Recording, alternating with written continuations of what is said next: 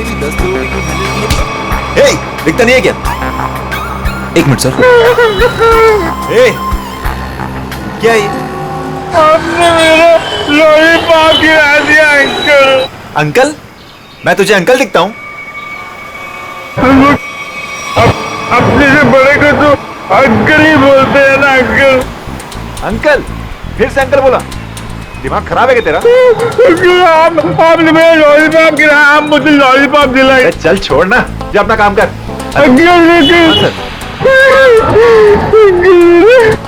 Lollipop uncle, ये uncle ने ना मेरा लॉलीपॉप गिरा दिया। अंकल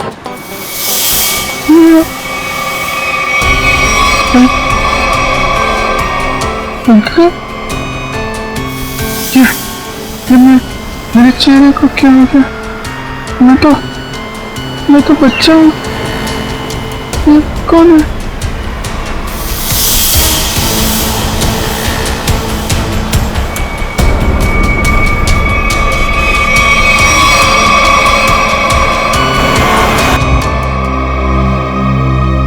अभिजीत, क्या सोच रहे हो? वही दया और श्रेया के बारे में। दोनों की तरफ देखता हूँ, बड़ा दुख होता है। हाँ, बड़ी चिंता हो रही है उन लोगों के बारे में। कभी अपने लिए सोचा है इतना? एक्चुअली अपने बारे में सोचना छोड़ दिया मैंने। क्या? अरे मैं हमेशा आपके बारे में जो सोचता रहता हूँ। तुम ना हमेशा। अच्छा ये बताओ, प्रॉब्लम क्या एग्जैक्टली? हाँ, प्रॉब्लम यह है कि बात बन नहीं पा रही है। मैंने श्रेया से भी बात की थी, दया से भी, दोनों आपस में बात भी किए। पता नहीं क्या बहस वहस हो गई दोनों के बीच में और बात बनते बनते रह गई। इस सिचुएशन को कैसे हैंडल करना है मैं अच्छी तरह जानती हूँ। आप इसके बीच में आकर परेशान मत होइए। क्यों? परेशान क्यों ना हो? आप क्यों परेशान होना चाहते हैं? क्योंकि मुझे तुम्हारी चिंता है, मुझे तुम्हारी फिक्र है। किस रिश्ते से? वो एक दोस्त की हैसियत से।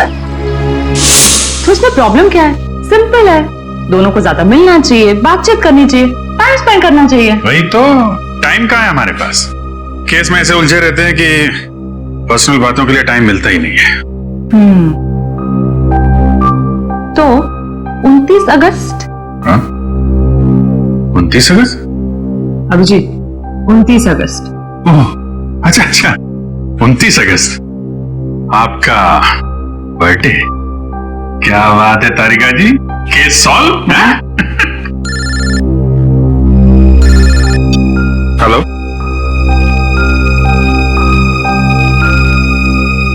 एक नया केस। सर लगातार कुछ बड़बड़ा रहा था और मैंने उससे पूछा क्या कर रहे हो? उसने जोरदार धक्का मारा और बोला वो लोग तुम्हें छोड़ेंगे नहीं। उसने तुम्हें जोरदार धक्का मारा? जी सर। और कह रहा था कि वो लोग तुम्हें छोड़ेंगे नहीं? जी सर। और सर मुझे लगा कुछ खून का मामला है तो मैंने आपको फोन कर दिया। सर मैंने ठीक किया ना? नहीं, कोई गलती नहीं की तुमने, बिल्कुल ठीक किया। अच्छा ये बताओ, क्या बड़बड़ा रहा था वो? कुछ याद है तुम्हें? सर वो कुछ नंबर्स गिन रहा था। नंबर्स गिन रहा था?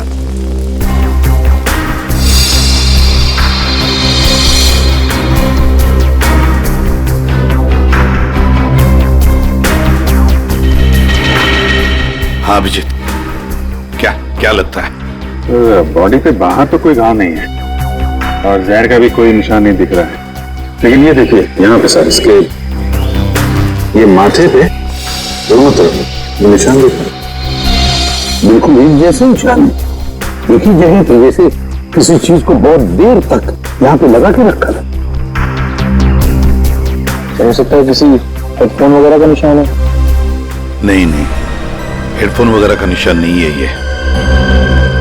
नहीं ऐसा तो नहीं इसकी मौत की वजह ये निशानी हो सकता है, ये बिल्कुल हो सकता है। सर आप रेडी? इसकी उंगलियां देखिए सर, सिर्फ इसी उंगली को मट्टी लगी है। हाँ सर, ये नंबर देखिए सर, ऐसा लगता है कि इसी उंगली से ये नंबर लिखे। 48162 4,81,630। सर यही नंबर पर बढ़ाना था। सर कोई फोन नंबर, अकाउंट नंबर या पासवर्ड? जो भी हो अभी बड़ा इंपॉर्टेंट नंबर है ये, वरना ये आदमी मरते वक्त ये नंबर लिख के नहीं जाता। 481623। सर हाँ सर, इसकी जेब में वॉलेट मिला है सर, बहुत सारा कैश है।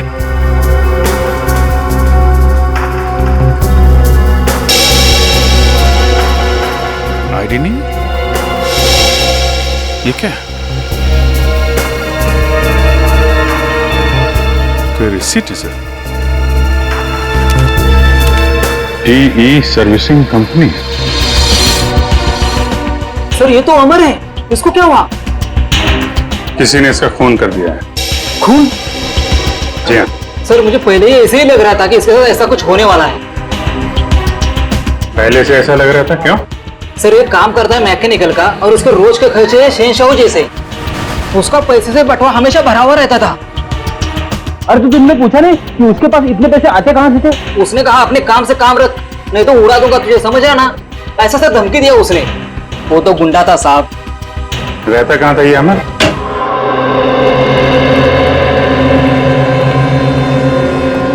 पूरा घर छान मारो, देखो कोई ऐसी चीज मिलती है क्या जो अमर की मौत से जुड़ी हुई हो।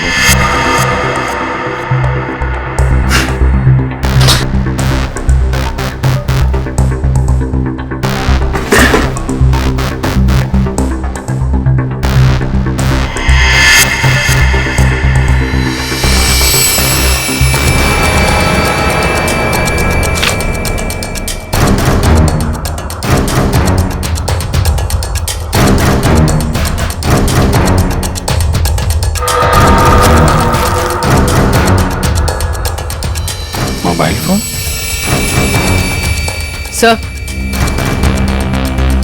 सर ये जेवर और ये पैसे। बहुत बड़ा घोटालेबाज था ये। उधर मोबाइल फोन और एंटिक पीसेस रखे हुए हैं।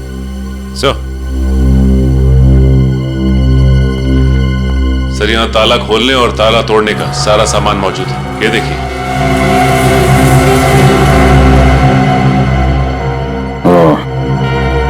तो ये अमर चोर था।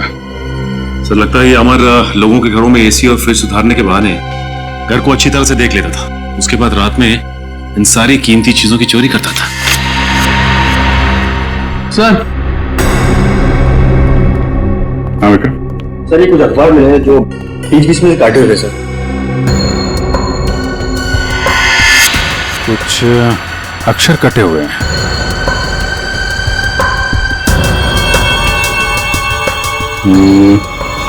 ऐसे तो आदमी तभी करता है जब उसे किसी को कुछ लिख के भेजना होता है, लेकिन अपनी लिखावट और पहचान छिपानी होती है। सर हो सकता है अमर किसी को ब्लैकमेल कर रहा हो। तो कहीं ये ब्लैकमेलिंग ये उसकी मौत की वजह तो नहीं? सर अमर ने इन अक्षरों से लिखा क्या होगा? ये सारे एक बार ब्यूरो लेके चलते हैं, वहीं पता चलेगा कि अमर ने कौन से अक्षर से क्या लिखा था। इसके शरीर पर ना तो किसी किस्म के कोई चोट का निशान है, ना कोई जहर का कुछ अंश मिला है, और ना ये पता लगा कि इसे कोई हार्ट अटैक तो नहीं हुआ, कुछ नहीं।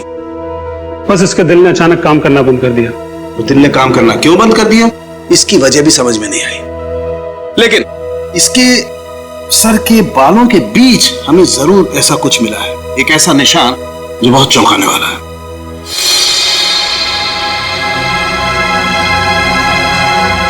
ये देखो,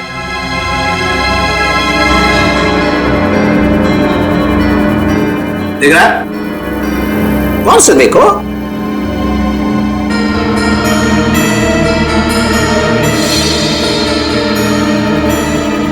सर यहाँ तो कुछ दिखाई नहीं दे रहा है। दिखाई देगा भी नहीं। हाँ, ये निशान नंगी आंख से तो क्या, साधारण मैग्नीफाइंग ग्लास से भी दिखाई नहीं देगा। ये निशान आप लोगों को कहां दिखाई देगा मैं बताता हूं, आइए मेरे साथ। यहां देखिए ये निशान, देखिए ये छोटा सा माइन्यूट सा निशान 100 टाइम्स मैग्नीफाई किया है, तब जाकर के निशान दिखाई दिया है। 100 टाइम्स। डॉक्टर साहब, ऐसा कौन सा निशान हो सकता है? कहीं ऐसा तो नहीं कि किसी सर्जन ने बड़ी बारीकी से इस पे सर्जरी करके? नहीं नहीं नहीं कर, इतनी बारीक सर्जरी दुनिया में हो नहीं सकती है। इतना बारीक निशान किसी औजार से नहीं बन सकता है। लेकिन हाँ, इसके सर में ये निशान है, इसका मतलब कोई बहुत ही पतली, बहुत ही माइन्यूट, बारीक सी चीज इसके सर में या तो घुसी है या फिर घुसाई गई। सर ये काम एलियंस का लगता है। सर कई बार एलियंस धरती पर आते हैं और इंसानों को बहला फुसलाकर ऊपर ले जाते हैं और उनके ऊपर एक्सपेरिमेंट्स करते हैं, उन्हें कंप्लीटली ब्रेन वॉश कर देते हैं। पंकज, तुम मेडिटेशन किया करो, तुम्हारा दिमाग आजकल बहुत इधर उधर भटकता है।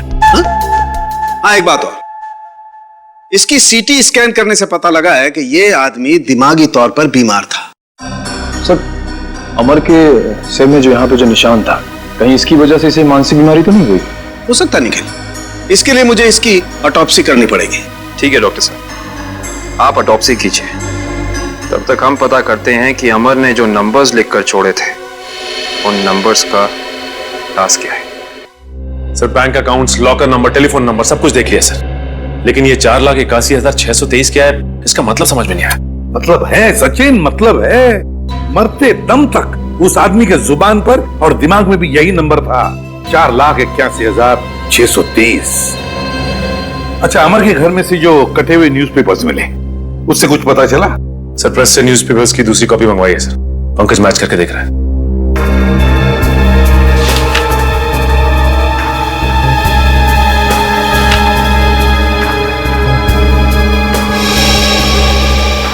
Ishita, Rajmahal, behind 11 PM।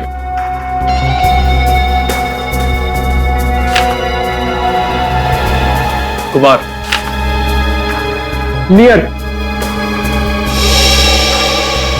Suresh. Ishita, meet. हाँ पंकज, क्या पता चला? सर, सारे गायब अक्षर ये पेपर पे लिखे sir.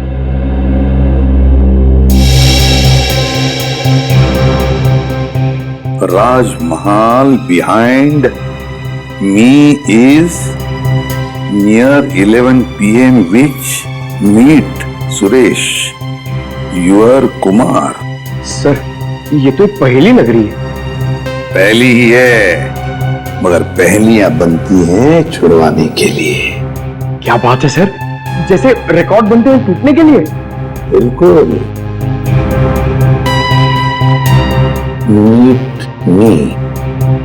meet me at Rajmahal restaurant, है ना? राजमहल रेस्टोरेंट बिहाइंड क्या हो सकता? 11 PM हो सकता है। Meet me at 11 PM behind Rajmahal restaurant. Meet me at Rajmahal restaurant. चलो, एक सेंटेंस तो बन गया। विच चीज नियर, बताओ पंकज, क्या हो सकता है? ये योर, हाँ बिल्कुल बिल्कुल सही Pankaj, thank you. Which is near your building. हो गया। Suresh Kumar, meet me at 11 PM behind Rajmahal restaurant which is near your building. Sir, ये राजमहल रेस्टोरेंट तो अंधेरी का एक रेस्टोरेंट है, बहुत ही फेमस रेस्टोरेंट सर। तो फिर सचिन, इस राजमहल रेस्टोरेंट के पास रहने वाले सुरेश कुमार के बारे में पूरा पता लगाओ। सुरेश कुमार।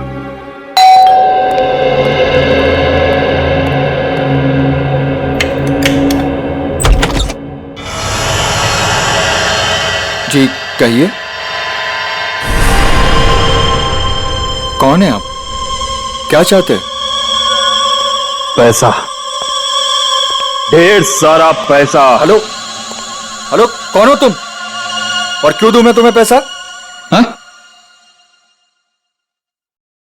अमर को क्यों दिए थे? अमर को? सब पता है मुझे। जी, वो मुझे ब्लैकमेल कर रहा था। और इसीलिए तुमने अमर का खून कर दिया? क्या खून? देखिए, मैंने किसी का खून नहीं किया है। झूठ!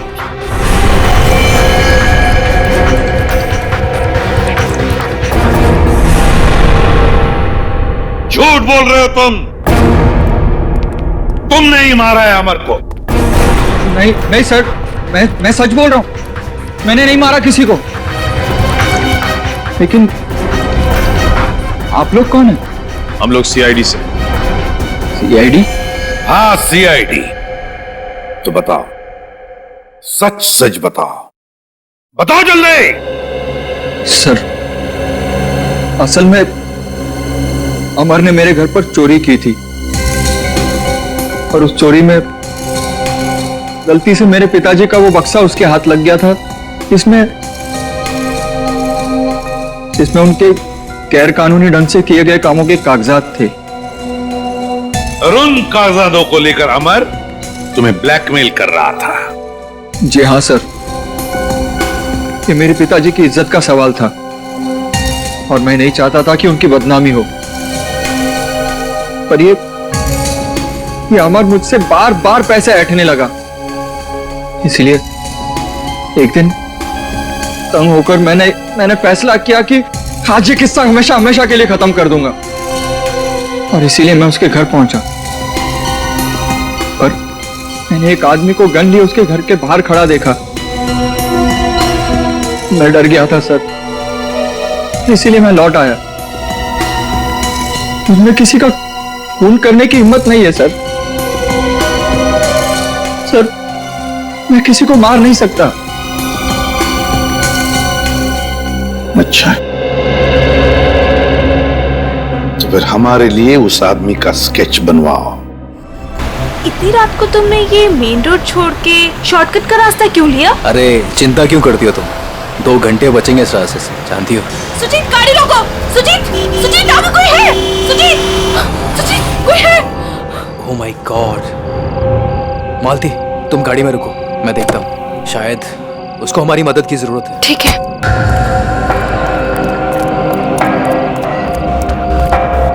भाई साहब, उठो भाई साहब, क्या हुआ? भाई साहब, उठो भाई साहब। 4 लाख 81,000 623 4 8 16 23। अरे सुनो बिल्ला, वो लोग तुम्हारे पास आ रहे। छोड़ो बिल्ला।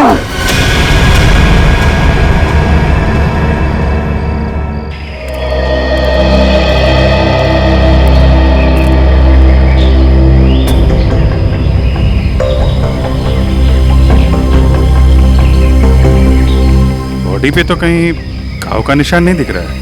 अभिजीत, कपड़े फटे हैं, लगता है किसी के साथ हाथापाई तो जरूर हुई होगी।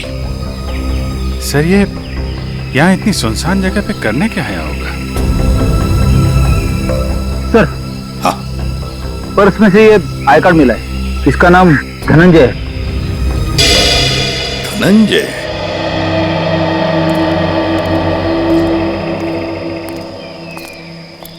एक बार जरा डिटेल में बताइए, क्या हुआ था? हाँ सर, ये आदमी रोड पे मुंह के बल गिरा हुआ था। मैंने इसकी हेल्प करने की कोशिश की, लेकिन इसने मुझ पर हमला कर दिया सर। और हाँ सर, ये कुछ नंबर भी बड़बड़ा रहा था। नंबर? अमर भी तो नंबर ही बड़बड़ा रहा था। हाँ 48163। हाँ, ये 4,81,623 ऐसा कुछ? जी जी हाँ सर, यही नंबर था।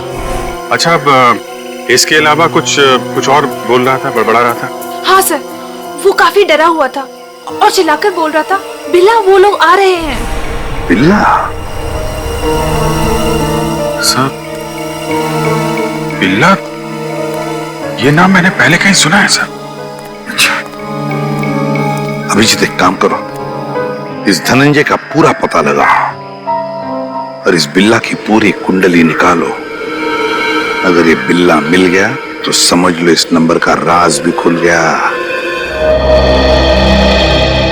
रघु, हमें बिल्ला के बारे में तुमसे कुछ जानकारी चाहिए। रघु, हम तुमसे कुछ पूछ रहे हैं। हाँ? रघु, हम सीआईडी से हैं और हमारा ये जानना बहुत जरूरी है कि बिल्ला इस जेल से फरार क्यों हुआ। सर, लगता है इसकी आंखों के साथ साथ इसका मुंह भी बंद पड़ गया।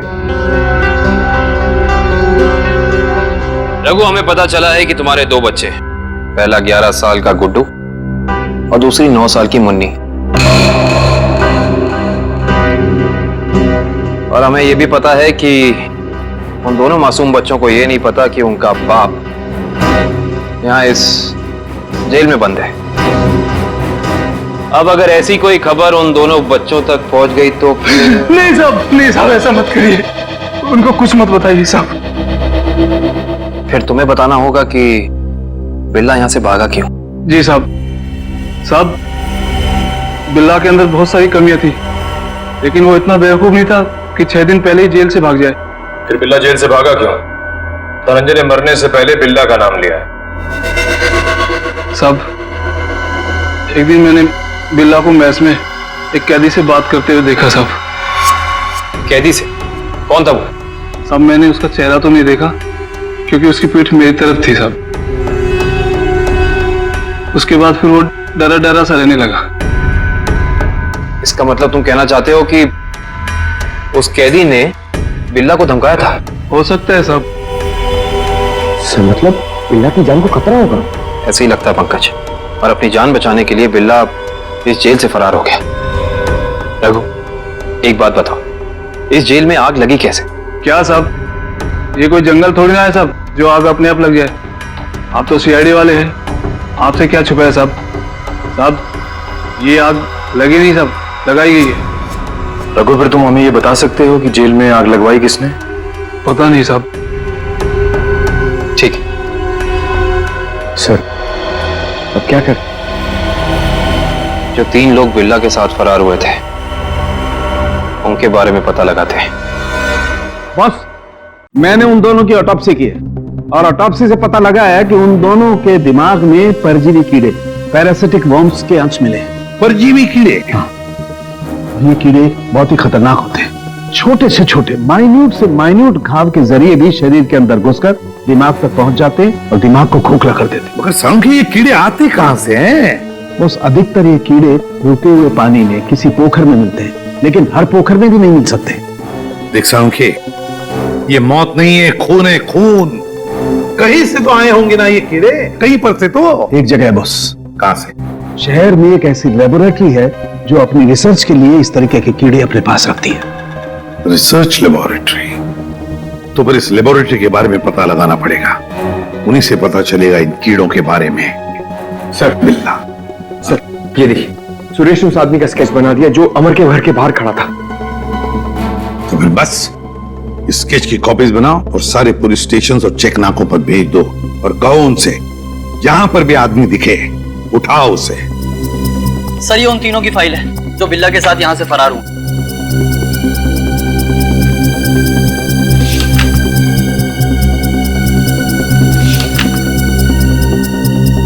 सर। हाँ पंकज। सर, ये आदमी देखिए। ये आदमी? ये तो वही आदमी है ना जिसका स्केच सुरेश ने बनवाया था। वही आदमी जो अमर के घर के बाहर खड़ा हुआ दिखा था। इसमें तो लिखा है ये धनंजय आग लगने से 2 दिन पहले ही यहाँ आया था, एक छोटे मोटे जुर्म है।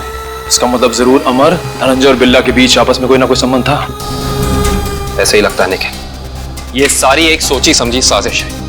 ये वही आदमी है जो जेल के अंदर आया और इसने फिर बिल्ला को धमकाया, फिर यहाँ जेल में आग लगाई और बिल्ला को अपने साथ लेकर फरार हो गया। मगर सर, इस बिल्ला में ऐसा खास है क्या? मेरा मतलब है कि कोई उसके लिए इतनी तकलीफ क्यों उठाएगा? यही तो पता करना है पंकज, आखिर उसमें ऐसा खास है क्या? कुछ दिन पहले बदमाशों ने हमारी लेबोरेटरी में डाका डाला था और पैसों के साथ साथ पैरासिटिकल वर्म्स के 2 बॉक्स भी उठा ले गए। सबने मास्क पहन रखे हैं। और सर, ये कैमरा नंबर 2 है जो हमारी लैब में लगा हुआ है।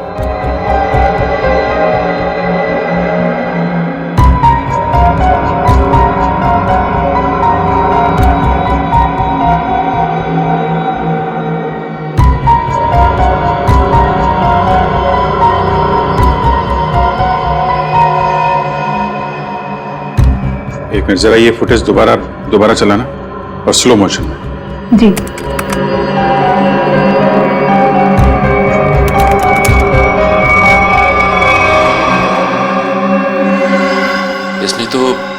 अपने आप को भी चोट पहुंचाई है।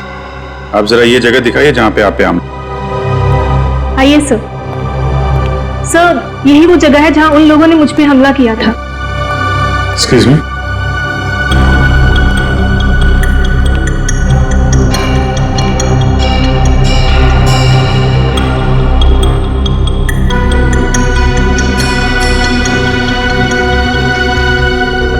तो इस जगह को तो अच्छी तरह से साफ कर दिया गया है, खून के निशान कहीं भी नजर नहीं आ रहे।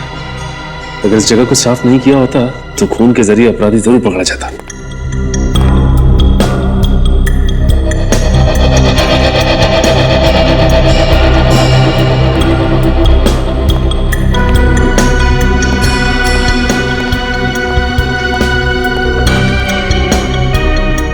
अपराधी इस दरवाजे से ही बाहर गया। उंगली कटी थी, खून बह रहा था। बाहर देखते हैं, शायद कुछ मिले।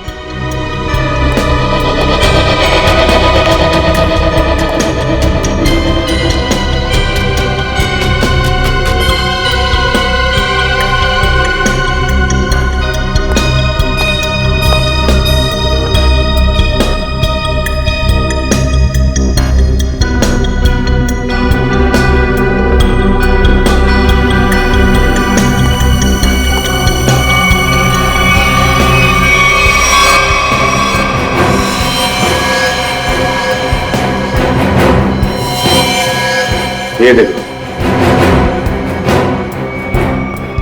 ये है अपराधी का खून। अब पता चल जाएगा है कौन वो।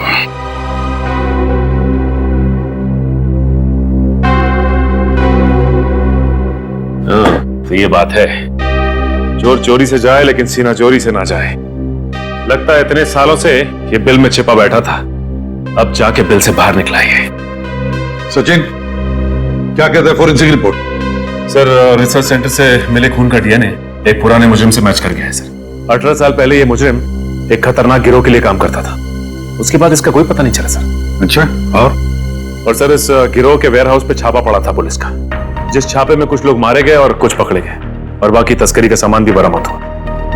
उसके बाद सर ये गिरोह टूट गया। तो क्या 18 साल के बाद में नई गैंग बना ली इन लोगों ने? लूट मार और खून खराबा शुरू कर दिया। सर, हाँ सर, एक मिनट इधर आइए। सर, ये उस समय की केस फाइल है सर, और ये कुछ फोटोग्राफ से उस पुलिस के छापे गए।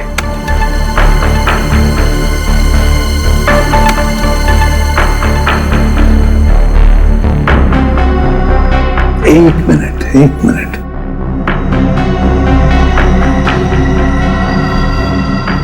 ध्यान से देखो सचिन। हाँ सर, ये वही नंबर है जो धनंजय और अमर मरने से पहले दोहरा रहे थे सर। एग्जैक्टली। ये सारा खून का खेल इसी नंबर से जुड़ा हुआ है, इसी नंबर से, इसी बक्से से जिसका नंबर है 4,81,630।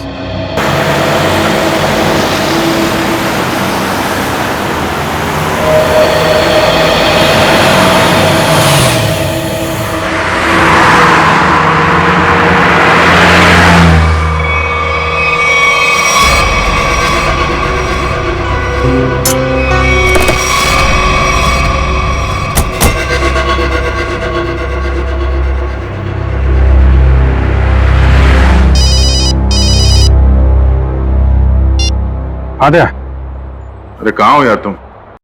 अरे यार, ये कॉमन रोड पे थोड़ी गाड़ी खराब हो गई थी, 2 मिनट में आता हूँ बना के। ओके, ठीक है।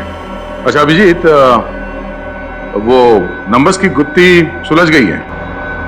अच्छा, अरे वाह यार दया, ये जब से बिल्ला के केस में हम लोग घुसे हैं ना, मुझे कुछ और याद आ रहा है। क्या? यार मैं इससे पहले कहीं मिल चुका हूँ। अच्छा, कहाँ पर अभी ठीक से याद नहीं आ रहा है, लेकिन चेहरा जाना पहचाना है। ठीक है, तुम गाड़ी रिपेयर करके ब्यूरो आ जाओ, वहीं पे उसकी पहचान निकालने की कोशिश करते हैं। ओके, ठीक है। अरे दया, मैं इसे सीआईडी ज्वाइन करने से पहले मिला था। अच्छा, इसने अभिजीत,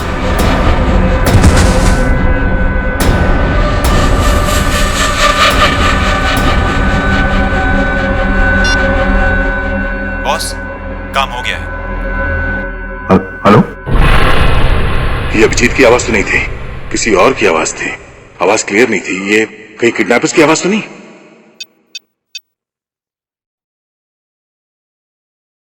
हेलो पूर्वी। हेलो। हाँ सर। सर लगता है अभिजीत को किसी ने किडनैप कर लिया है। क्या? अभिजीत, अपने इस पुराने दोस्त बिल्ला को जरा कुछ याद दिलाने की कोशिश करो।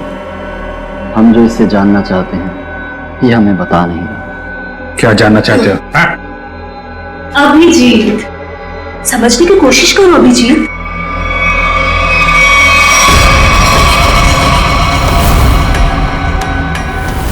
डॉक्टर शीतल, तुम? हाँ। अभिजीत, वो बक्सा मेरे लिए बहुत जरूरी है जो बिल्ला, धनंजय और उसके दोस्तों ने अपने बॉस के लिए पुलिस स्टोरेज रूम से चुराया था। किस बक्से की बात कर रहे हो तुम?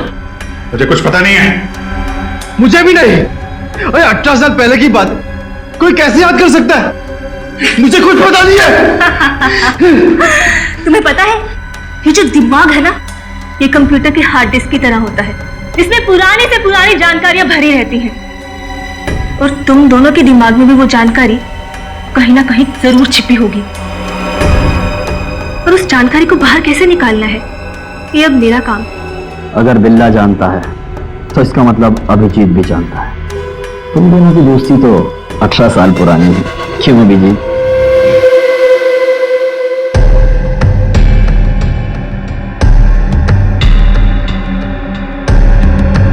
क्या ये सब? क्या ये? कुछ नहीं, बस तुम्हें इलेक्ट्रिक शॉक देने की तैयारी हो रही है। अगर तुम्हें शॉक नहीं दूंगी तो पता कैसे चलेगा जो हमें चाहिए?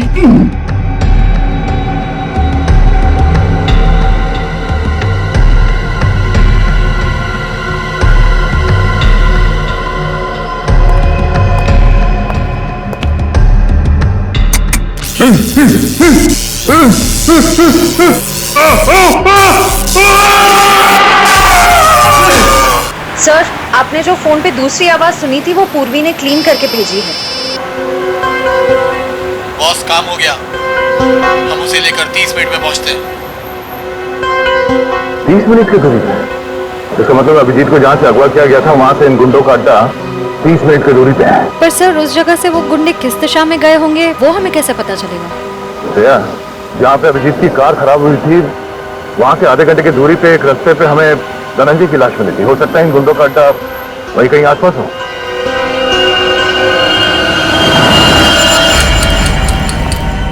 तुमने तो बहुत जल्दी हार मान ली अभिजीत, पर हम लोग हार नहीं मानने वाले जब तक हम अपने मतलब की जानकारी हासिल नहीं कर लेते। बॉस, बक्सा मिल गया और अंदर का सामान भी सही सलामत है। बहुत अच्छे, क्या बात है। इसका मतलब अब हमें इन दोनों की कोई जरूरत नहीं। इन्हें जल्द से जल्द ऊपर पहुंचाओ और निकलो यहाँ से। नहीं, मुझे अभी इनकी जरूरत है। मुझे अपनी रिसर्च के लिए इनके अंदर पैरासाइट डालने हैं। उसके थोड़ी देर बाद तक ये लोग जिंदा रहेंगे और फिर भगवान को प्यारे हो जाएंगे। तुम्हें इनके साथ जो भी करना है जल्दी करना, बचने नहीं चाहिए, वरना ये दोनों हमारे लिए खतरा बन जाएंगे।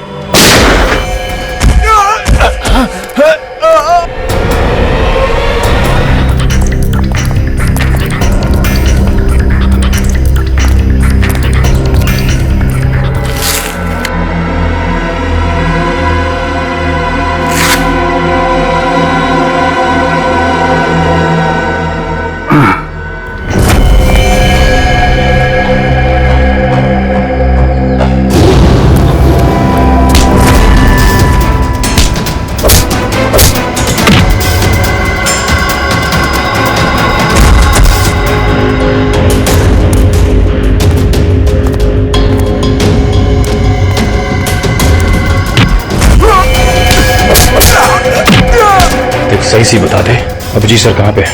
हाँ?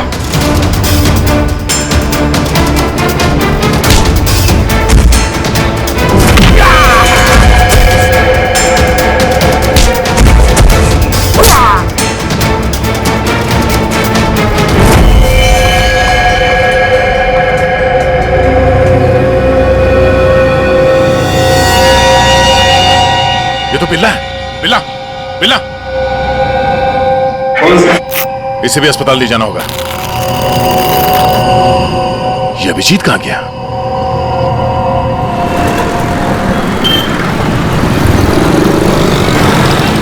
वो वहां पे।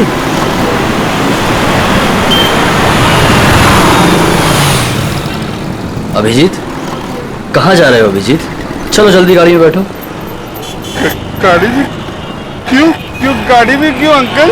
अरे तुम्हारे पीछे गुंडे पड़े हैं, वो तुम्हारे ऊपर कभी भी हमला कर सकते हैं। जल्दी गाड़ी में बैठो। गुंडे? पीछे? लेकिन आप लोग कौन हैं? लेकिन अरे अभिजीत, हम तुम्हारे दोस्त हैं, भूल गए क्या? चलो जल्दी गाड़ी में बैठो। लेकिन मेरा लॉलीपॉप गिर गया अंकल। अरे जल्दी आओ, मैं तुम्हें नया लॉलीपॉप दे दूंगा और आइसक्रीम भी दूंगा तुम्हें। हैं?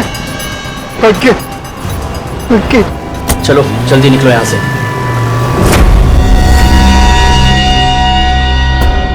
चलो चलो फटाफट चलो, जल्दी से ना, टाइम नहीं है ना हमारे पास, है ना?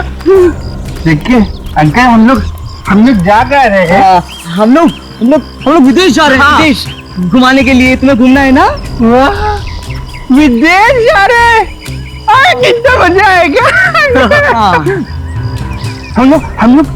हम लोग जहाज से जाएंगे अंकल? नहीं, हम लोग पानी के जहाज से जाएंगे। पानी के।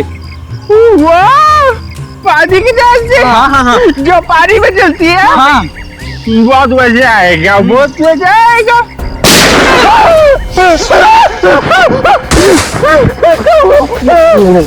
लगता दुश्मन आ गई थी। जाओ वहां जाओ।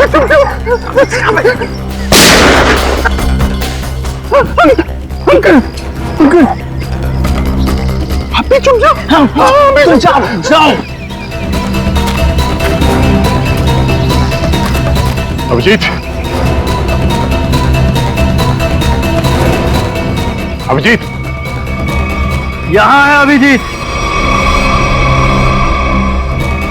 यहाँ है अभिजीत।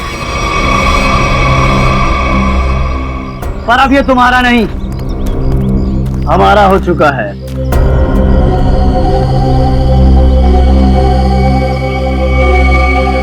इंस्पेक्टर विजय, तुम?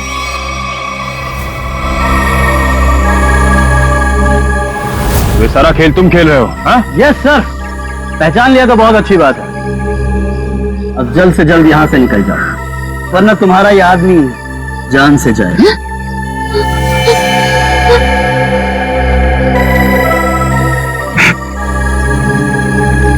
विजय, तुमने अभिजीत को नहीं, अपनी मौत को रखा अपने पास। तेरी फालतू बकवास सुनने का मेरे पास टाइम नहीं।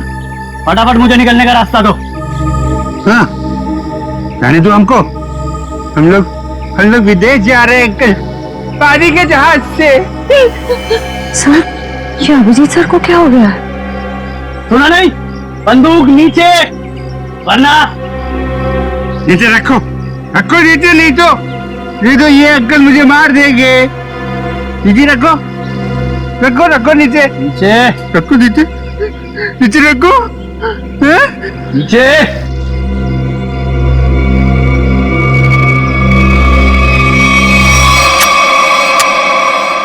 Very good. चलो रास्ता दीजिए आप लोग, चलो जल्दी चलो। होशियारी नहीं।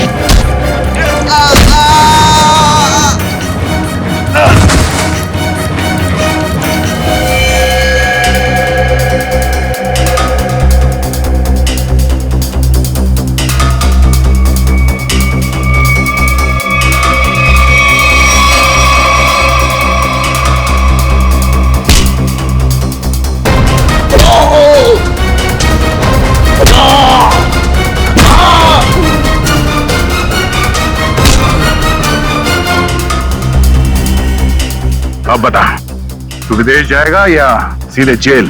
हाँ? दया, जाऊंगा तो विदेशी, वो देख।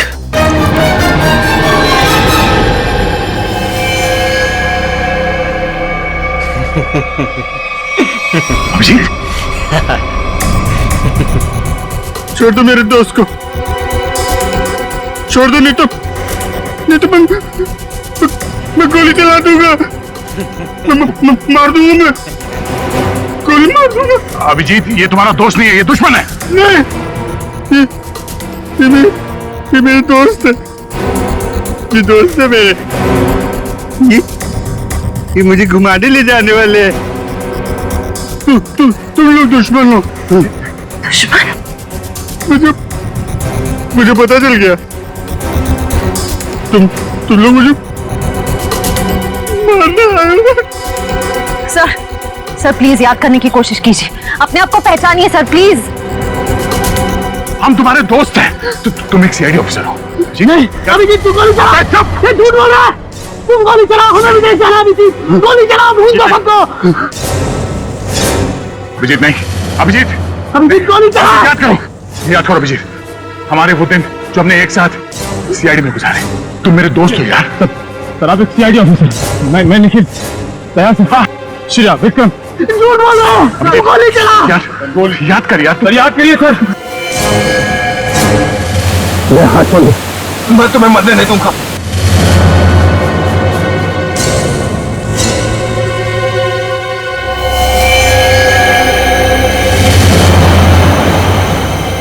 कल मेरी जरूरत पड़े तो याद करना, दोस्त नहीं, भाई हूं मैं तुम्हारा।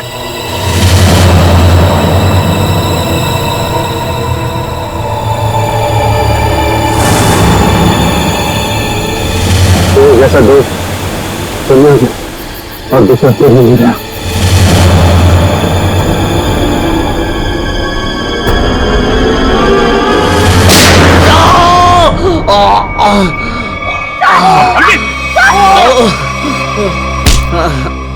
सर कुछ नहीं हुआ, गोली सिर्फ पैर पे लगी है। बता क्यों किया तूने ऐसा? हाँ?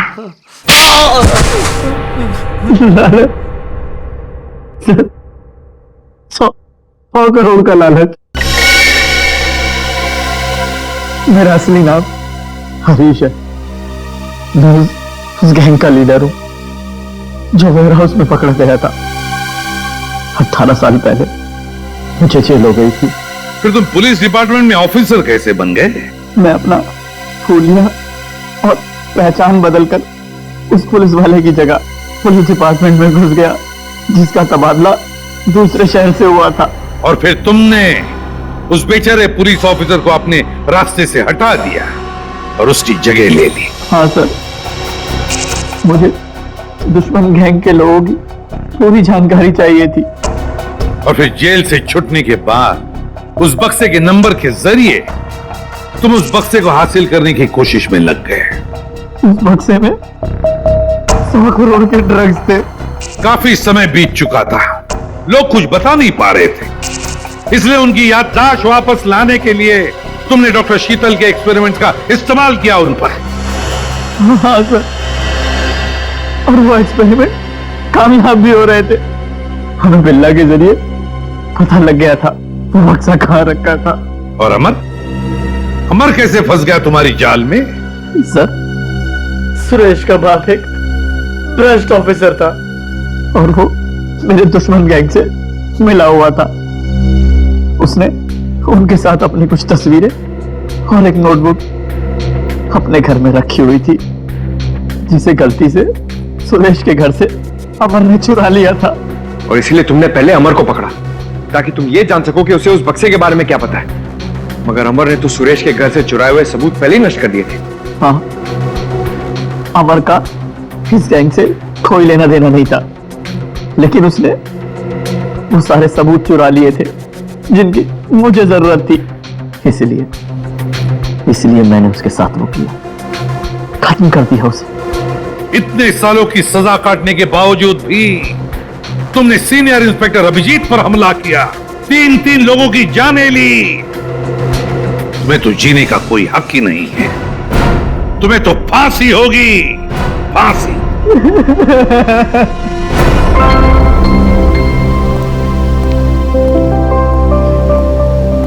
अभी सब ठीक है ना? Many happy returns of the day. Oh, Daya? That's you. Thank you. Happy birthday. Thank you so much. This is beautiful. Thanks. ये कोई नजर नहीं आ रहा? अभिजीत आया नहीं क्या? अरे यार मैं यहाँ भाई। ये लो। बेटो बॉस। अरे तारिका जी का बर्थडे और मैं फिट ना हूँ, हैं? अच्छा दया, श्रेया नहीं आई? अरे दया आ गया तो श्रेया भी आती होगी। हाँ वो तो नहीं यार, वो हमारी पिछली मुलाकात कुछ ठीक नहीं रही।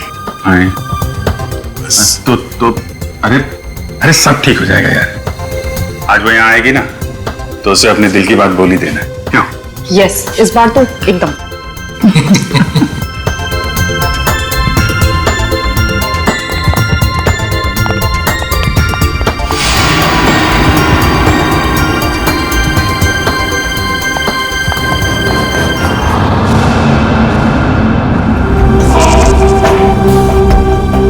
क्या हुआ? मौत को इतना नजदीक देखने से पांव कांपने लगे। एसीपी आज तक अपनी मौत को अपनी हथेली पर लेकर ही चला है, समझे? मौत से कभी डरा नहीं है वो।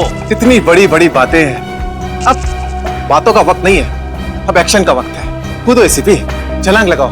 1 मिनट। लेकिन तुम पर कैसे विश्वास कर सकता हूँ कि मेरे कूदने के बाद तुम इन तीनों को छोड़ दोगे? तुम्हारे पास और कोई चारा भी नहीं। कूदो एसीपी।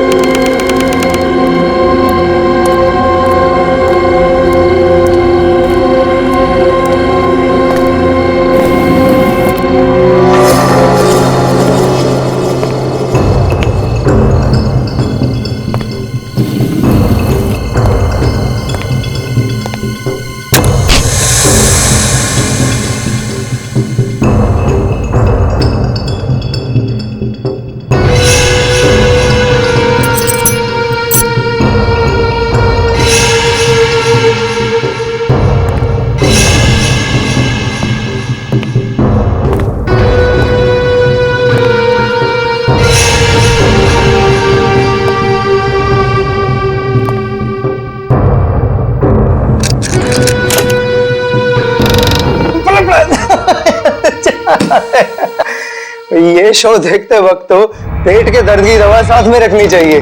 हंसते हंसते पेट दर्द हो गया।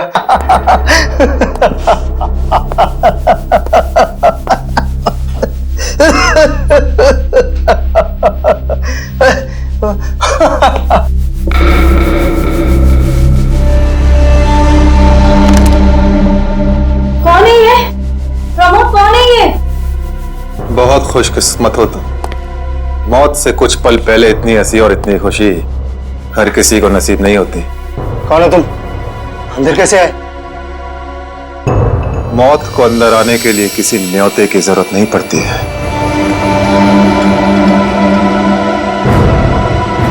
ये क्या कर रहे हो? मैंने क्या बिगाड़ा तुम्हारा? तो रुक जरा, पुलिस को। Happy birthday Tarika. Thank you Shreya, thank you. Many happy returns of the day. Thank you Siddharth, बहुत खूबसूरत फूल है। श्रेया की चॉइस है। हाँ वो तो है, श्रेया की चॉइस तो कभी गलत हो ही नहीं सकती। हाय सिद्धार्थ। हेलो। हाय श्रेया। हाय पूर्वी। काफी देर कर दी आने में। थोड़ा ट्रैफिक मिल गया रास्ते में। अरे फ्रेडी सर, ये गपागप खा रहे हो? आप तो बोले थे डाइटिंग कर रहे हो। डाइटिंग ही तो कर रहा हूँ। इसके पहले तो मैं 5-5 प्लेटें एक साथ खा जाता था। क्या बात कर रहे हो? हमारे प्लान पे तो पानी फिर गया अभिजीत। अरे ऐसे कैसे? कुछ ना कुछ तो करूंगा मैं। कैसे? विद्या, उस कमरे में तुम्हारा कोई वेट कर रहा है। मेरा वेट कर रहा है? हाँ, कौन? तुम जाओ तो सही। अरे जाओ।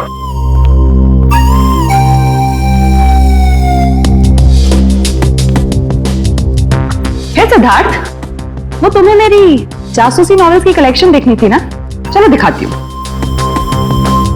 चलो श्री। अरे कभी तो श्रेया को अकेले छोड़ो। ऐसी कोई बात नहीं है ना? चलो। इट्स ओके सिद्धार्थ, जाओ तो। चलो।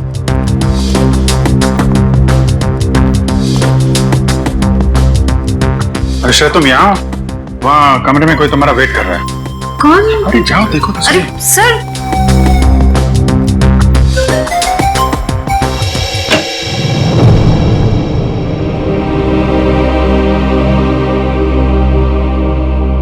श्रेया, अच्छा किया तुम सिद्धार्थ को अपने साथ यहाँ ले आई। I am very sorry. उस दिन मैंने आपके साथ बहुत बुरा बिहेव किया था।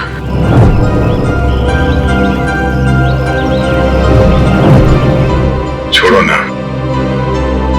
मैं भूल गया हूं, तुम भी भूल जाओ। काश भूल पाना इतना आसान होता। जिंदगी कितनी सिंपल हो जाती है। श्रेया, ये यादें ही तो है जो उदास दिलों को जिंदगी जीने का हौसला देती है। अगर यादें ही ना हो तो जिंदगी कितनी बोरिंग हो जाएगी। तो क्या तुमने सिद्धार्थ से शादी करने का फैसला कर लिया? मेरा दिल कुछ और कह रहा है, दिमाग कुछ और। मैं जानता हूं श्रेया, हमारे काम में हम दिल की नहीं दिमाग की सोचते हैं, मगर एक बार सीआईडी ऑफिसर ने एक आम लड़की की तरह सोचो। दिल का इस्तेमाल करो, उसकी आवाज सुनो। मेरे दिल में तो एक ही इंसान का नाम गूंजता रहता है, और वो नाम है श्रेया। सिद्धार्थ। सिद्धार्थ प्लीज, सिद्धार्थ मेरी बात तो सुनो प्लीज। अब सुनने को बाकी क्या रह गया? पूरी हकीकत मैंने अपनी आंखों से देख ली। तुम दया से प्यार करती हो ना?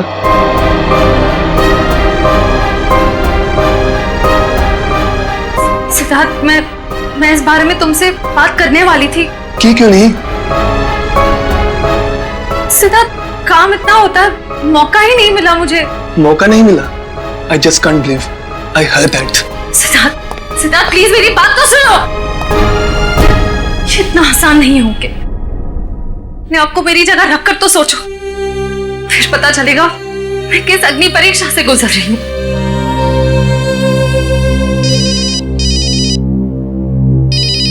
हेलो, कौन? सर, दोनों पति पत्नी थे, प्रमोद और शांति। सर, हमने कभी सपने में भी नहीं सोचा था कि हमारे होटल में ऐसा कुछ होगा। एक मिनट, आप बाहर खड़े रहिए।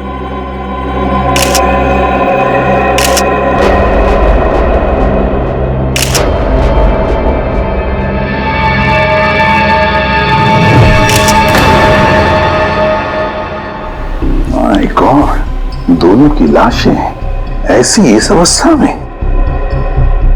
तो इतने सारे केस सॉल्व किए, लेकिन इस तरह का केस कभी नहीं देखा। सर, लगता है ये दोनों खूनी से विनती कर रहे थे कि वो इन्हें छोड़ दे, मगर खूनी ने जरा भी दया नहीं दिखाई। नहीं फ्रेडी, लगता है खूनी ने पहले इन दोनों को मारा और फिर यहां लाकर बिठा दिया, हाथ पैर बांध दिए। जिस तरह से इन दोनों को बिठाया कुर्सी में, लगता है खूनी हमसे कुछ कहना चाहता है। ये देखो, कम से कम 6-7 वार तो किए इस बेचारी पर। ऐसे इतनी बेरहमी से मारा है जैसे ये खूनी कोई सिर फिरा हो, या फिर बदले की आग में ये सब किया है उसने। My God. सर, इस प्रमोद की पीठ पर भी वार किया गया है।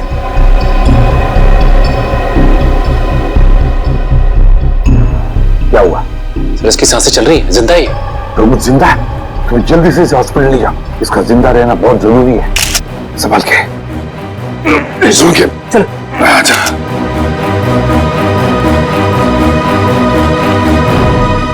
एक बात बताओ, ये खूनी अंदर आया कैसे? किसी ने देखा कैसे? नहीं सर, ये सब रात में हुआ सर, और रात के बाद इसकी ड्यूटी रहती है सर, इससे पूछिए आप। कैसे हुआ ये सब? सर कुछ देर के लिए मेरी आंख लग गई थी रिसेप्शन डेस्क के ऊपर। तुम्हें शर्म नहीं आती ये कहते हुए कि तुम्हारी आंख लगी थी ड्यूटी पर? Sorry sir. एक बात बताओ, ये दोनों प्रमोद और शांति कब से रह रहे तुम्हारी होटल में? सर पिछले 6 दिनों से रह रहे थे और आगे भी 1 महीने रहने का प्लान था सर। क्यों, कुछ बताया इन्होंने? सर प्रमोद जी की नई नौकरी लगी थी, नासिक से इस शहर में नए आए थे, उन्हें अपना घर नहीं मिला इसीलिए होटल में रह रहे थे सर। ठीक है, जाओ। वंश, प्रमोद और शांति, इन दोनों की पूरी जानकारी चाहिए मुझे।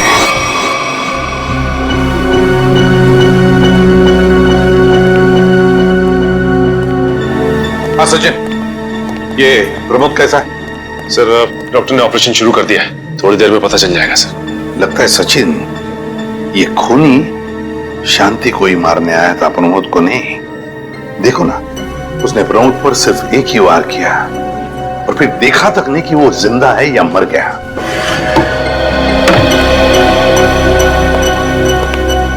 डॉक्टर साहब, कैसा है प्रमोद? हमने प्रमोद को बचा तो लिया है, मगर मगर क्या? वो कोमा में चले गए हैं। कोमा में? लेकिन डॉक्टर साहब प्रमोद को होश तो आ जाएगा ना? हम तो अपनी तरफ से पूरी कोशिश करेंगे, मगर कुछ कहा नहीं जा सकता। Thank you. कुछ भी हो, प्रमोद होश में आना ही चाहिए। खूनी को सिर्फ प्रमोद ने ही देखा है। डॉक्टर साहब, शांति की लाश से कुछ पता चला? दया, मौत की वजह तो तुम लोगों को क्राइम स्पॉट पे ही पता चल गई होगी। पेट पर चाकू के इतने सारे घाव हैं, उसी की वजह से मौत होगी बेचारे की। हाँ, वो तो हमें पता चल गया था। उसके अलावा कुछ और? हाँ, एक खास बात, 2 महीने पहले इसका किडनी का ऑपरेशन हुआ था। ये देखो, इसमें फोटो है। किडनी का ऑपरेशन? वंश, पता करो शहर के किस हॉस्पिटल में शांति के किडनी का ऑपरेशन हुआ था। जैसे? और सर वो क्राइम सीन पे जो खून मिला था वो शांति और प्रमोद का ही है। खूनी ने खून करने से पहले एक एक कदम फूंक फूंक कर रखा है। हाँ, काफी प्लानिंग की है खूनी ने इस जुर्म को अंजाम देने के लिए। उसे पता था कि ये प्रमोद ऑफिस से कितने बजे वापस आता है और वो होटल के कमरे में पहुंच गया जब दोनों मौजूद थे। पर सर, अगर उसका मकसद शांति को ही मारना था तो वो तो प्रमोद के आने से पहले ही जुर्म को अंजाम देकर वहां से फरार हो सकता था। हाँ, ये बात तो है। मुझे लगता है खूनी ने प्रमोद के ऊपर सिर्फ एक ही बार वार किया और वो इसलिए क्योंकि वो चाहता था कि वो कोमा में पहुंच जाए और जिंदा लाश बन जाए। तो लगता है ये खूनी कोई एक्सपर्ट है जो अच्छी तरह से जानता था कि वार कहां पे करना है। सर, वो एक्सपर्ट नहीं, मुझे तो सरफिरा लगता है। वरना मारने के बाद इन्हें प्रार्थना की पोजीशन में क्यों बैठा था? कोई तो गहरा कारण है सबके पीछे जो इस खूनी के अतीत से जुड़ा हुआ है। क्या प्रमोद की बीवी का खून हो गया और प्रमोद कोमा में है? जी हाँ। खैर, अब ये बताइए कि पिछले कुछ दिनों से प्रमोद का स्वभाव कैसा था? क्या वो डरा डरा रहता था या कुछ और अजीब बात? नहीं, ऐसा तो कुछ नहीं था। पर हाँ सर, मैंने उनको काम में बहुत सारी गलतियां करते देखा। साफ साफ बताइए, प्रमोद किस तरह की गलतियां कर रहा था? बेसिक अकाउंटिंग की गलतियां। मुझे तो हैरानी हो रही थी कि इतने काबिल और इतने क्वालिफाइड इंसान ऐसे बच्चों वाली गलतियां कैसे कर सकता है कोई। वो तो अच्छा हुआ कि मैंने उनकी गलती देख ली, वरना पूरी अकाउंट शीट खराब हो जाती। सर, मुझे तो लगता है उन्हें काम आता ही नहीं था। ऐसा कैसे हो सकता है? वो जिस कंपनी से आए थे वो तो बहुत बड़ी कंपनी थी, और कोई भी बड़ी कंपनी किसी ऐसे आदमी को अपने यहाँ नौकरी पर क्यों रखेगी जिसे उसका काम ही नहीं आता हो? अब तो इस प्रमोद की सारी कुंडली निकालनी पड़ेगी। तो पति पत्नी प्रमोद और शांति एक नंबर के धोखेबाज थे। इनके सारे सर्टिफिकेट्स और डॉक्यूमेंट्स नकली हैं, स्कूल और कॉलेज हर जगह के। ऐसी क्या वजह हो सकती है जिस वजह से 400 BC करके ये उस फाइनेंस कंपनी में काम कर रहा था? ये उस प्रमोद को वहाँ काम करके क्या फायदा हो सकता है? इस सवाल का जवाब तो उसी वजह से जुड़ा है निखिल, जिसकी वजह से इस प्रमोद की हत्या की गई। पर वजह जो भी हो, उस वजह का पता तो CID निकाल ही लेगी। लेकिन सर, हो सकता है इन दोनों का नाम भी नकली हो सकता है। ऐसा भी हो सकता है कि ये दोनों असली प्रमोद और शांति हो ही ना, बल्कि कोई बहरूपिये हों जिन्होंने उन दोनों की जगह ले ली हो सकता है। एक सेकंड। हेलो, हाँ बोल रहा हूँ। हाँ, कौन सा hospital? Okay, thank you so much. क्या हुआ निखिल? हमारा अंदाजा सही निकला। 2 महीने पहले पुणे की मोती हॉस्पिटल में इस प्रमोद की पत्नी का एक ऑपरेशन हुआ था। वहां प्रमोद की पत्नी का नाम शांति नहीं बल्कि विनीता लिखा हुआ है। विनीता? मोती हॉस्पिटल, पुणे।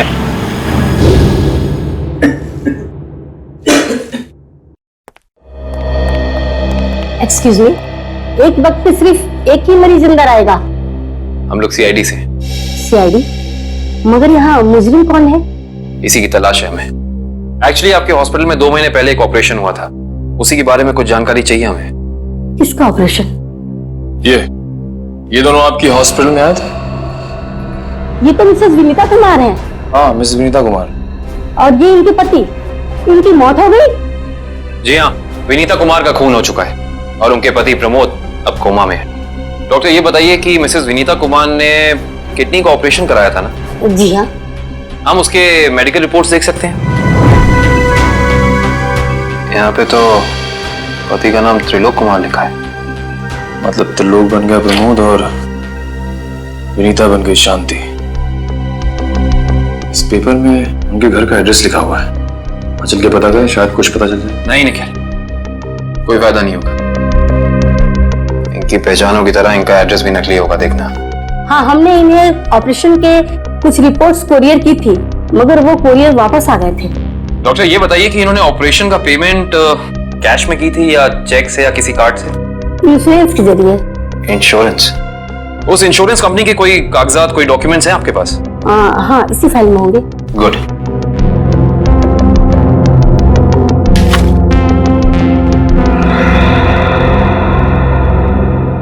बिज हेल्थ इंश्योरेंस। अंकित, सभी अकाउंट्स और सभी खाते अच्छी तरह से बंद हो जाने चाहिए। कल शाम 5 बजे तक ऑडिटर आ जाएगा। हो जाएगा सर। कभी सपने में भी नहीं सोचा था कि हमारी कंपनी का अंत इतना बुरा होगा। ये किस अंत की बात कर रहे हैं आप लोग? जरा विस्तार से समझाइए। अगर आप अपने पैसे वापस लेने आए हैं तो भूल जाइए, क्योंकि जब तक अदालत अपना फैसला नहीं सुना देती तब तक हम किसी के रुपए वापस नहीं कर पाएंगे। पैसे वापस लेने नहीं, इंसाफ करने आए हैं। हम लोग सीआईडी से हैं। ओह, तो हमारी शिकायत सीआईडी वालों तक भी पहुंच गई है। शिकायत? ऐसा क्या कर दिया आपकी इस कंपनी ने? हमारी कंपनी ने नहीं, उस त्रिलोक ने आसमान की तरफ प्रगति करती हुई हमारी कंपनी के नाम को रातों रात मिट्टी में मिला दिया और हमें दिवालिया कर दिया उसने। त्रिलोक? एक सेकंड, आप इस त्रिलोक की बात तो नहीं कर रहे? हाँ, यही तो है वो। पर इसे क्या हुआ? किसी ने इसकी जान लेने की कोशिश की है। फिलहाल ये कोमा में। ये तो होना ही था, इतने लोगों को जो धोखा दिया इसने। किस धोखे की बात कर रहे हैं?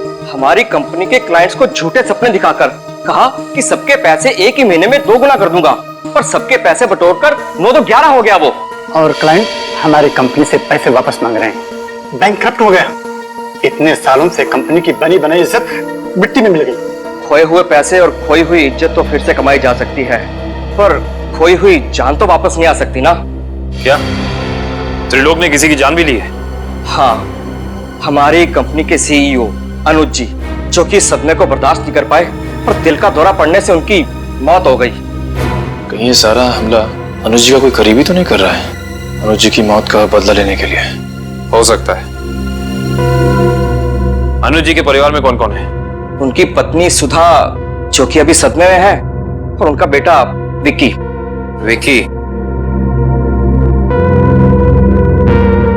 इस विक्की का फोन नंबर दीजिए जरा। विक्की के फोन का सिग्नल यहीं आसपास बता रहा है। मूविंग है। अच्छा, अभी भी मागाधीर रोड की तरफ मुड़ा है। मागाधीर?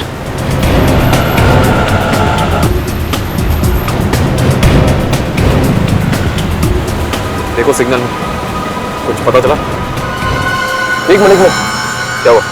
इस विक्की के फोन का सिग्नल यहीं आसपास बता रहा है। कहीं विक्की इस बाइक को तो नहीं? हाँ सर, हो सकता है ये विक्की है। चेक करते हैं।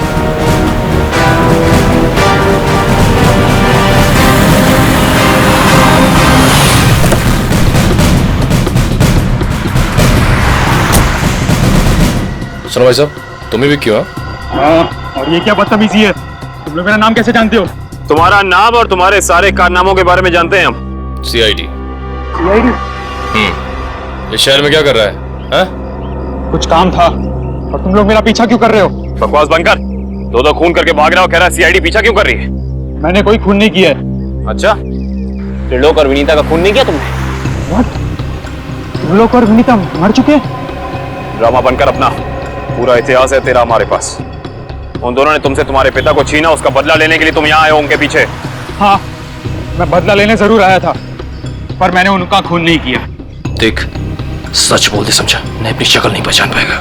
मैं सच कह रहा हूँ, मैंने किसी तरह उनके बारे में पता किया। मैं उनके होटल भी गया था, मगर जैसे मैं उनके कमरे की तरफ जा रहा था, मैंने उनके कमरे में एक आदमी को जाते हुए देखा। कौन सा आदमी था वो? उसके चेहरे को ठीक से देख नहीं पाया मैं। तुम्हें जो भी याद है, जितना भी याद है, साफ साफ बताओ। कद लगभग 6 फीट, ओवरकोट पहना हुआ था उसने, और उसके बाल लंबे थे यहाँ तक। हाँ, और उसने एलिगेटर शूज पहने हुए थे। Alligator shoes?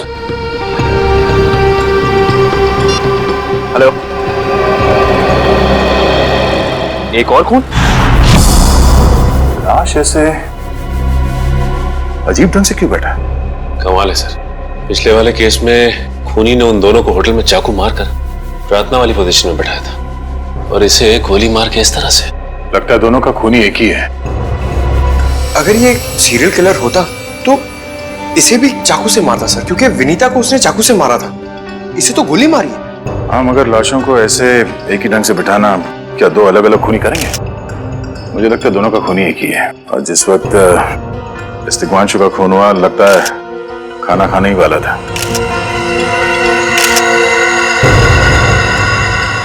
सर, यहाँ पे दूसरी प्लेट भी पड़ी है, कहीं ऐसा तो नहीं कि ये तिग्मांशु की बीवी के लिए थी? मैम सब तो एक हफ्ते के लिए गाँव गई हुई है, एक हफ्ते के बाद लौटेगी। तो क्या घर में कोई और आदमी था जिसके लिए तिग्मांशु ने एक और प्लेट में खाना डाला?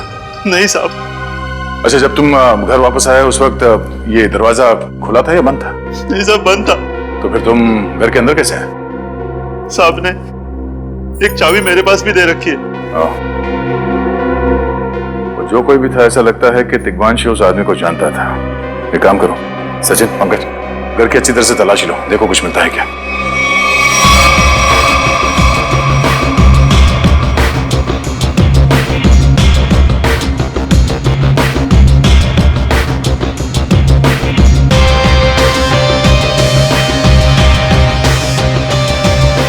साहब, हाँ सचिन, सचिन, ये देखिए सर, यहाँ से शीशा निकाला गया है, चिटकनी खोली गई है, और यहाँ से बाहर जाने का रास्ता भी है। मतलब कोई अंदर यहाँ इस खिड़की से आया था? सर, लेकिन इस घर में तो सेफ्टी अलार्म भी है सर। अगर यहाँ से कोई अंदर आया है तो सेफ्टी अलार्म बजना चाहिए था, और सिक्योरिटी गार्ड को भी अंदर आना चाहिए था। अब इसका जवाब तो सिक्योरिटी गार्ड ही देगा।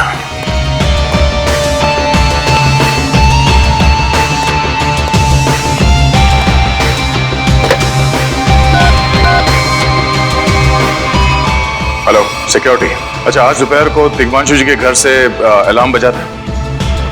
बजा था, तो फिर आप चेक करने के लिए उनके घर पे क्यों नहीं आए? ओ आई सी, पिछले हफ्ते भी? ठीक है, थैंक यू। क्या बोला सर ये सिक्योरिटी वाला? सिक्योरिटी का कहना है कि अलार्म बजा था और उन लोगों ने घर में फोन भी किया, तो तिग्मांशु जी ने कहा कि गलती से अलार्म बज गया, इसलिए वो लोग ऊपर नहीं आए। सर, हो सकता है तिग्मांशु ने मजबूरी में कहा, खूनी ने उसके सर पे गन तान दी हो।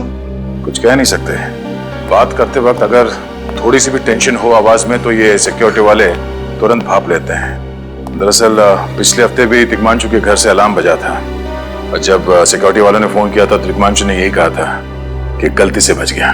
सर, ये खूनी काफी चालाक लगता है, खेल खेल रहा है। देखते हैं, जरा देखो इस घर में कुछ और मिलता है क्या। खूनी ने कोई ना कोई सुराग जरूर छोड़ा होगा, चेक करो। सर एक मिनट सर,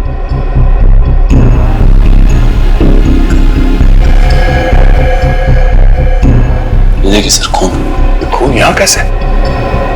कहीं खूनी का तो नहीं है खून? ये तो डॉक्टर सालों के ही बताएंगे। वो खून किसका है ये अभी पता चल जाएगा, तारीख आती होगी रिपोर्ट लेकर के। डॉक्टर साहब, इस तिग्मांशु के बारे में कुछ और पता चला? हाँ। वो कैसे? इसे गोली मारने से पहले बेहोश किया गया था। क्या? इसे बेहोश किया था? इसके खून में मुझे एक खास किस्म की दवाई के अंश मिले हैं जो अक्सर इंसान को बेहोश करने के लिए दी जाती है, और वो दवाई से इंजेक्शन के जरिए दी गई थी। ये देखो। सर बहुत ही अजीब बात है, अगर खूनी इसे मारना चाहता था तो सीधा गोली मारकर इसका काम तमाम कर सकता था, फिर ये जहर की दवाई क्यों दी होगी? और सर एक और बात पता चली, तिग्मांशु जिस हालात में हमें मरा हुआ मिला था वो एंशिएंट कल्चर के हिसाब से प्रार्थना करने की पोजीशन, खाना खाने से पहले। तो फिर तो शांति और तिग्मांशु दोनों का खूनी एक ही आदमी है। एक खूनी के लिए ये हत्याएं जुर्म नहीं, एक जश्न है। इसलिए उसने टेबल पे ये प्लेटें सजाई, उसमें खाना रखा, एक अपने लिए और एक तिग्मांशु के लिए। और सर तिग्मांशु को प्रार्थना की पोजीशन में बैठा के उसने गोली मार दी। सर मैंने कहा था ना, ये खूनी एकदम सरफिरा है सर। हाँ सर, लगता है ये खूनी अपने आप को बहुत शक्तिशाली महसूस करता है। जिस वक्त इन सब की गर्दनें झुकी होती हैं उसके सामने, उसे आनंद आता है। नहीं सचिन, खूनी का मकसद लोगों को अपने सामने झुकाना नहीं, बल्कि अपने लिए प्रार्थना करवाना था। क्या मतलब? ये रही उस खून की रिपोर्ट। ये खून ना ही तिग्मांशु का है और ना ही उसके घर वालों का, ये खून उस खूनी का ही है। खूनी का? मगर वहां तो हाथापाई के कोई निशान नहीं मिले, और उस जगह को देख के ऐसा लगा भी नहीं कि तिग्मांशु ने सेल्फ डिफेंस में खूनी के ऊपर हमला किया होगा। वो इसलिए दया क्योंकि ये खून खूनी ने अपने मुंह से थूका था।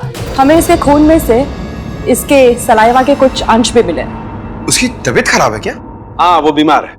उसके खून में एथिमोलाइसिन नाम की दवाई का अंश मिले हैं और उसका कीमोथेरेपी हुआ था। इसका मतलब उसे कैंसर है, ब्रेन का कैंसर, लास्ट स्टेज का ब्रेन कैंसर। इसीलिए वो लोगों से अपने लिए प्रार्थना करवा रहा है ताकि उसकी बीमारी ठीक हो जाए। हमारे क्रिमिनल डेटाबेस में चेक करो, पता करो ये कोई पुराना पापी तो नहीं है। नहीं सर, उस खूनी का हमारे क्रिमिनल डेटाबेस में कोई रिकॉर्ड नहीं है। कोई इतिहास नहीं है? नहीं सर। सर तिग्मांशु की पूरी कुंडली निकाल के लाओ सर। प्रमोद की तरह इसकी पहचान भी नकली है। What? हाँ सर, ये देखिए, उसका असली नाम राकेश है, और जिस तरह प्रमोद को 400 बीसी की आदत थी, ठीक उसी तरह राकेश भी भोली भाली लड़कियों को फंसाता था शादी के झांसे में। कई लड़कियों ने आत्महत्या की है इस तिग्मांशु और राकेश के चक्कर में। हाँ सर, शादी के बाद उनके पैसे लेके ये गायब हो जाता। सर इसका मतलब खूनी ने 2 ऐसे लोगों को मारा जो पहले से मुजरिम थे। शायद उसने सोचा होगा कि मरने से पहले कुछ अच्छे कर्म कर लूं। नहीं श्रेया, जरूर कोई रिश्ता रहा होगा उसका इन दोनों अपराधियों के साथ। पता करो इन दोनों अपराधियों का केस किस पुलिस स्टेशन में फाइल किया गया था? सर, ब्रेन कैंसर के जितने भी पेशेंट्स हैं शहर में, उन सबकी लिस्ट मिल गई है सर। कुल मिला के ऐसे 50 पेशेंट्स हैं, जिसमें से 10 पेशेंट्स ऐसे हैं जो कैंसर की लास्ट स्टेज पे हैं। उनमें से 4 औरतें हैं, बचे 6। हाँ सर, और इन 6 में से 4 ऐसे हैं जो 70 साल से ऊपर के बुजुर्ग हैं। अब बचे 2, ये उदय और भानु। तुम इन दोनों से मिले? हाँ सर, ये उदय 6 महीने से हॉस्पिटल में है। और भानु?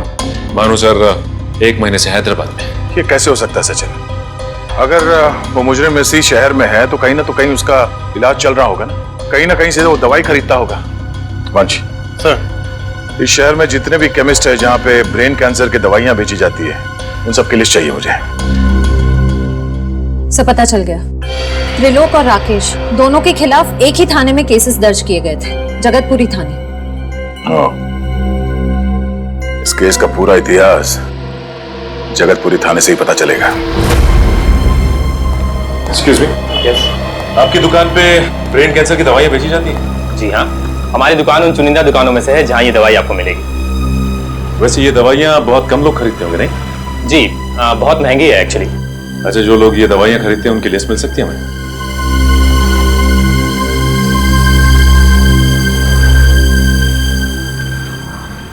ये रही वो लिस्ट।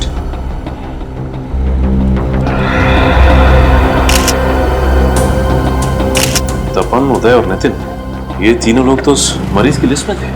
अच्छा, आपको पूरा यकीन है कि इनके अलावा और कोई नहीं आता ये दवाई लेने के लिए? जी नहीं, लेकिन हो सकता है कोई गैर कानूनी तरीके से ये दवाई खरीद रहा हो। ये दवाइयाँ काफी महंगी है ना, आम आदमी इसका खर्चा नहीं उठा सकता। अच्छा, आप किसी ऐसे आदमी को जानते हैं जो ये गैर कानूनी काम करता है? एक आदमी है, आंद्रे नाम है उसका। प्यार से लोग उसे एंडी कहते हैं। ये जो ज्वाला रोड पे पब्लिक पार्क है ना, अक्सर वही मिलता है। कांस्टेबल सुनील, ऐसा आप सीआईडी से ही हैं ना? हाँ, हमारी बात शायद आप ही से हुई थी। साहब बताइए, कांस्टेबल सुनील आपके लिए क्या कर सकता है? सुनील जी, हाल फिलहाल में इस रिकॉर्ड रूम में कोई चोरी वगैरह हुई थी क्या? चोरी नहीं तो सर, अब यहाँ वाला कोई चोरी कैसे करेगा? सुनील, फिर आप एक हेल्प कर सकते हैं हमारी। हमें 2 मुजरिमों की फाइल चाहिए। एक का नाम है त्रिलोक कुमार और दूसरे का राकेश भिवेन। एक मिनट सर, क्या नाम बोले? राकेश? राकेश भिवेन।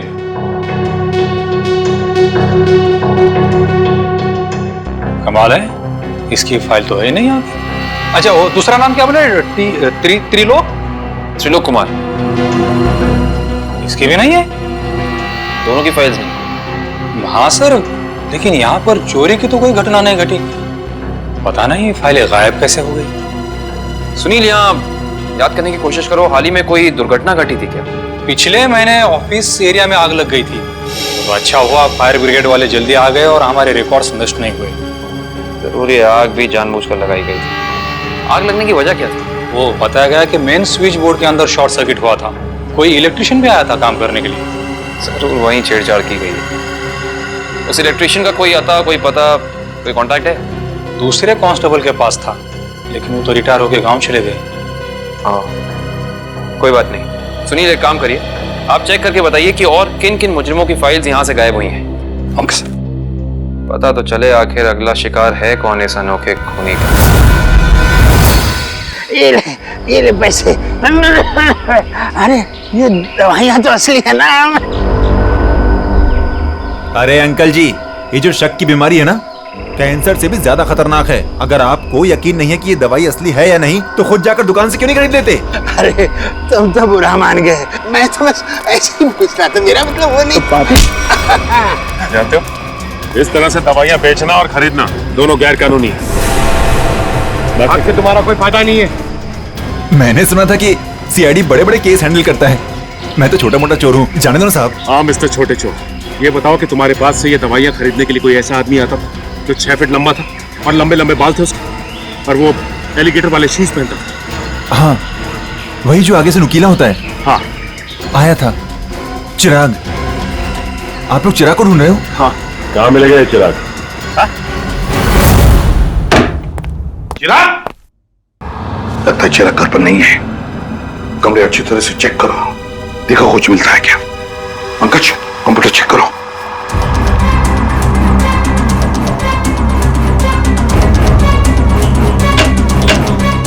सर, ये देखिए, पूरी अलमारी गन्स और चाकू से भर रखी इस चिराग ने। My God. सर, हाँ, अंदर के कमरे में से ये पुलिस रिकॉर्ड रूम से फोन है। हेलो जी, कहिए। कौन? संदीप, स्वाधीन और हेमंत। ओके, ठीक है। कौन है ना? सर, त्रिलोक और तिग्मांशु की तरह इन तीनों की फाइल भी चोरी हुई है पुलिस रिकॉर्ड रूम से। मतलब अभिजीत, अब ये चिराग इन तीनों में से किसी एक को मारने वाला है। सर एक सेकंड, ये देखिए सर, इस कंप्यूटर की फाइल में इन तीनों की फाइल है। सर, ये तीनों भाई हैं और बदमाश भी हैं, और इन्होंने 3 खून किए हुए हैं। सर यहाँ पे 2 एड्रेस है, एक चीकूवाड़ी और एक चारको। चारको पर चीकूवाड़ी। एक काम करते हैं अभिजीत, हम दोनों चीकूवाड़ी चलते हैं और तुम लोग तीनों भी चारको चले जाओ। Yes sir. हाँ सर। चलो अभिजीत।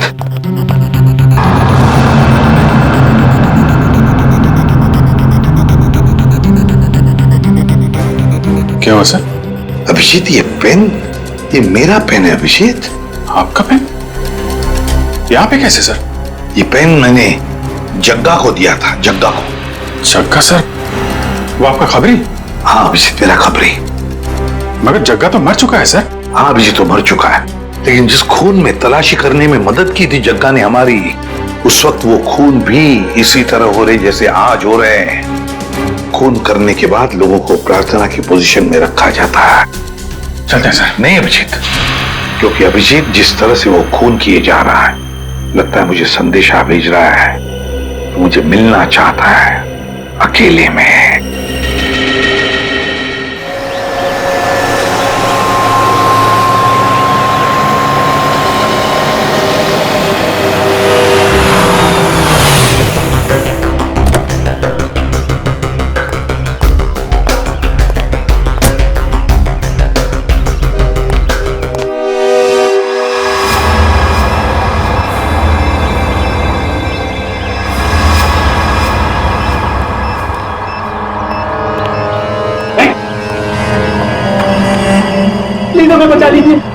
फिर हमें मार डालेगा।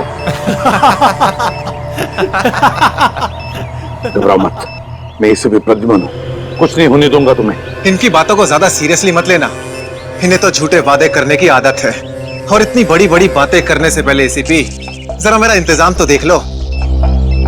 बस रिमोट के इस बटन को दबाना है और ये तीनों हमेशा के लिए बूम धरती से गायब। क्यों कर रहे हो तुम ये?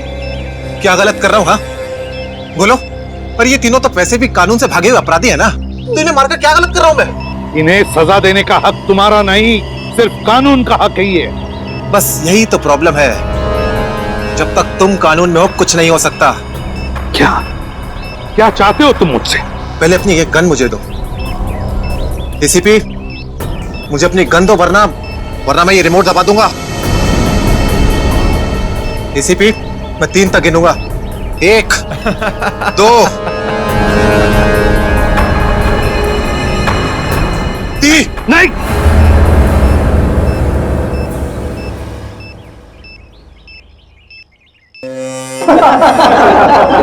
बहुत अच्छे, बहुत अच्छे। तो तुम जानना चाहते थे ना कि मैं तुमसे नफरत क्यों करता हूँ?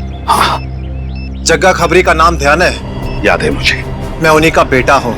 पता चल चुका था मुझे। एसीपी तुमने मेरे पिताजी से वादा किया था ना कि तुम उनका बाल भी बाका नहीं होने दोगे, फिर क्यों नहीं बचा सके उन्हें? बोलो। देखो चिराग, तुम्हारे पिताजी की मौत का बोझ आज भी मेरे दिल पर है। बंद करो ये तुम्हारा नाटक। उस वक्त कहां थे तुम जब मेरे पिताजी की मौत के बाद मैं और मेरी मां दर दर की ठोकरें खा रही थी? खाने के पैसे तक नहीं थे हमारे पास। तो तुम मेरे पास चले आते, मैं कुछ मदद कर सकता था तुम्हारी। क्या कर लेते तुम? हाँ, सिवाय झूठे वादों के। तुम्हें पता है एसीपी, मुझे कैंसर है, आखिरी स्टेज, और ये इसीलिए क्योंकि मेरी मां के पास पैसे नहीं थे मेरे इलाज के लिए। मैं तुम्हारा दुख समझ सकता हूँ चिराग, तुम्हारी तकलीफ समझ सकता हूँ, मगर इन तीनों ने क्या बिगाड़ा है तुम्हारा? तुम इन तीनों की जान बचाना चाहते हो? हाँ, तो तुम्हें अपनी बलि देनी होगी। क्या मतलब? मतलब तुम इस बिल्डिंग से छलांग लगानी होगी, ताकि फिर कोई जग्गा खबरी सीआईडी का शिकार ना बने।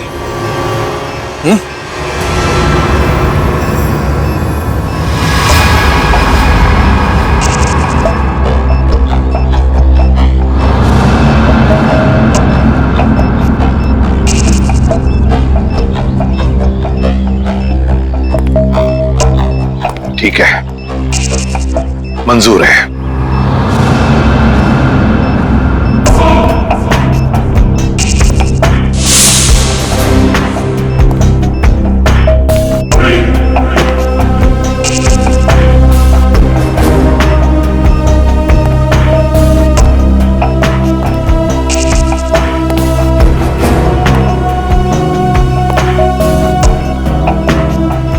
चढ़ो एसीपी, चढ़ो।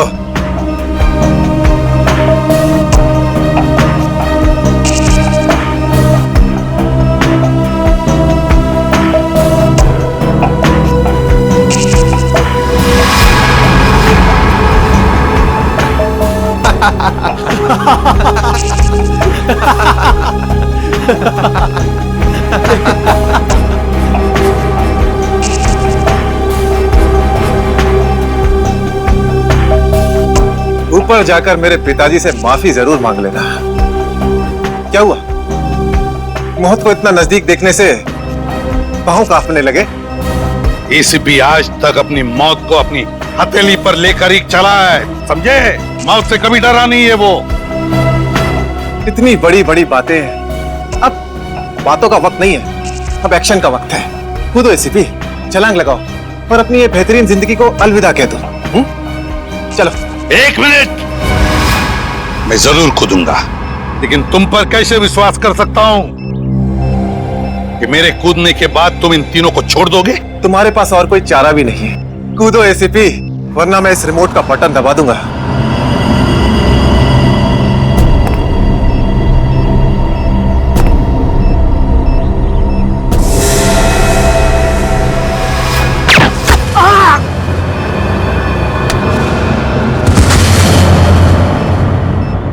पकड़ो इसको!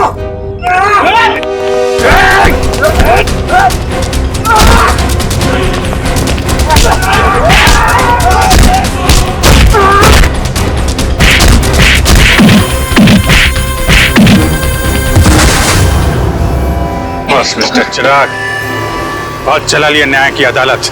सीआईडी का काम सीआईडी को सौंप दो। रेडी? पंकज, उन तीनों के शरीर से बॉम्ब हटा दो संभाल के। और तुम मेरे दोस्त, मेरा कबरी जग्गा के बेटे लगते ही नहीं। उस बेचारे ने तो अपनी जान कुर्बान की हमारी मदद करने में, कानून की मदद करने में। मगर तुम, लानत है तुम पर, जैसे घटिया काम करने निकले थे। दो खून किए तुमने। तुम्हें तो शायद फांसी ही होगी, फांसी।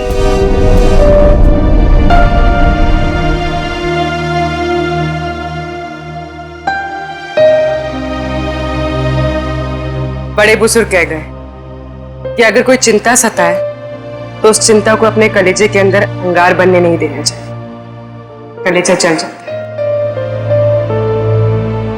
मुझे कोई चिंता नहीं सता रही है। In fact I think I am the luckiest girl in the world right now. CID में सब मेरे काम से खुश हैं। मेरे पास तुम दोनों जैसे दोस्त हैं। मेरी शादी होने वाली है। एक लड़की को और क्या चाहिए होता है? शायद प्यार। प्यार भी तो है ना मेरे पास। मम्मी पापा का प्यार, दोस्तों का प्यार और सिद्धार्थ का प्यार।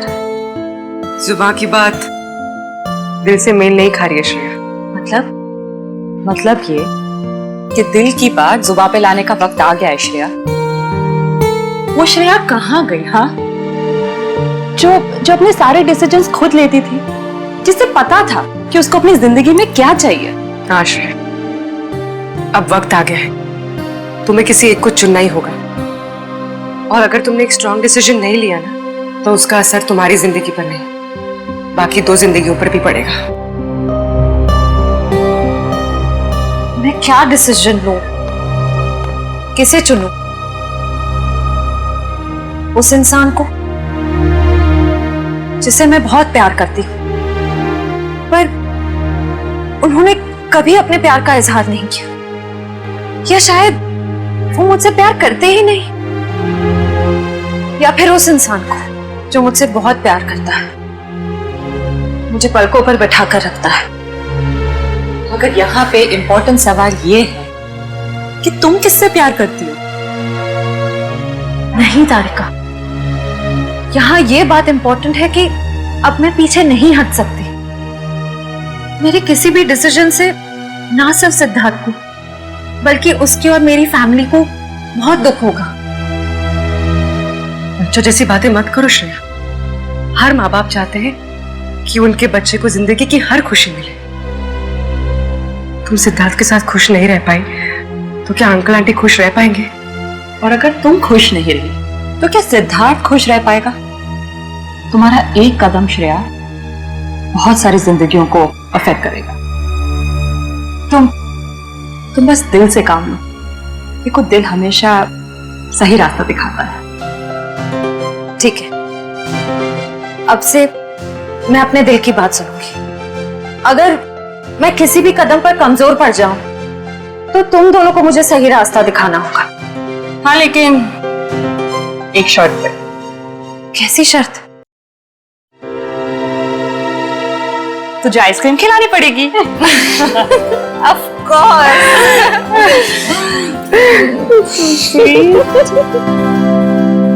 इस तरह के और भी एपिसोड देखने के लिए हमारे चैनल को सब्सक्राइब करें और बेल आइकन दबाना ना भूलें।